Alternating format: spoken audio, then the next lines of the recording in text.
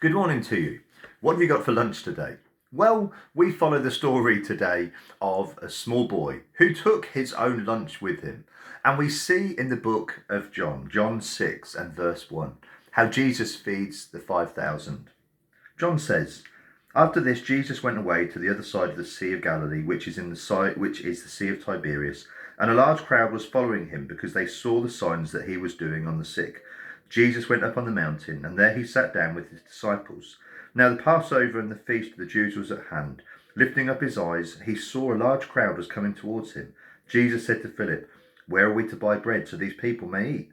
He said this to test him, for he himself knew what he would do. Philip answered him, 200 denarii worth of bread would not be enough for each of them to get a little. One of his disciples, Andrew, Simon Peter's brother, said to him, 'There's a boy here who has 5 barley loaves and 2 fish, but what are they for so many?' Jesus said, 'Have the people sit down.'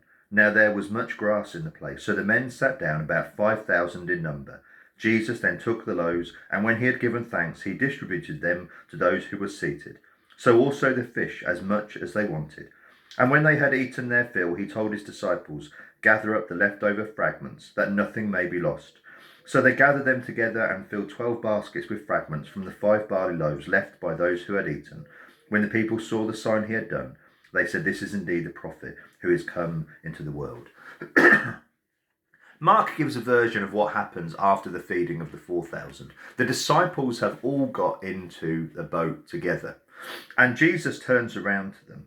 And it says in Mark 8 and verse 14, it says, "Now they'd forgotten to bring bread, and they'd only 1 loaf with them in the boat. And he cautioned them, saying, 'Watch out, beware the leaven of the Pharisees and the leaven of Herod.' And they began discussing with one another the fact that they had no bread. And Jesus, aware of this, said to them, 'Why are you discussing the fact you have no bread? Do you not perceive or understand? Are your hearts hardened? Have you eyes that do not see, and ears that do not hear? And do you not remember? When I broke the 5 loaves for the 5,000, how many basketfuls of broken pieces did you take up?' And they said 12. And the 7 for the 4,000, how many baskets full of broken pieces did you take up? And they said to him, 7. And he said to them, 'Do you not yet understand?'" Now, I don't believe this was a maths question. This is more of a faith question. The disciples certainly didn't sit there going, "Okay, so that was 5 loaves, 5,000, so that's 1 loaf between 1,000 people. How many do we collect up? 12 baskets. So we had 7 between 4,000 and collected 7 baskets. That doesn't make sense." This is the problem. We approach the things of God with a logical mind and sometimes a logical, unbelieving heart, not a faith-filled mind and a faith-filled heart. You know, the boy that day with feeding of the 5,000, thankfully it doesn't say, and they dragged a small boy before Jesus crying and said, "We've managed to find this boy," and rummaged through his bag, and he's got 5 loaves and a couple of fish. The boy gave up what he had. Now we look at this from the boy's perspective. The boy was probably one of the very, very few people who actually went there with some food and gave everything that he had to the master. It was Jesus who, offering up and giving thanks, God multiplied that enough so that he could feed all the people. And guess what? That included the small boy. If the small boy had just distributed what he had, 5 divided by 5,000 would not be enough. Even Philip said, 200 denarii worth of bread is not going to be enough to feed these people. When we give thanks to God, when we offer what little we have, God uses it to feed many, including us. Do you know, it's interesting when you look at what I do in the morning.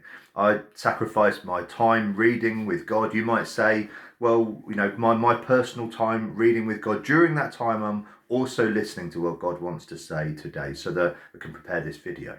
But it's interesting because you would think, but surely if I give up that time where I will be fed, how will I be fed if I give up that time to God? The interesting thing, I give up what little time I have to God. And with that, offering it up with thanks, God feeds you and he also feeds me too, because it's not just you I'm preaching to and teaching. God bless you. Have a wonderful day today. Offer up what little you have, what little time, what little resource. Offer it up to God with thanks and see what he will do with it. We offer it up with faith, believing that he can work a miracle with it. God bless you. I hope that you have a wonderful day today.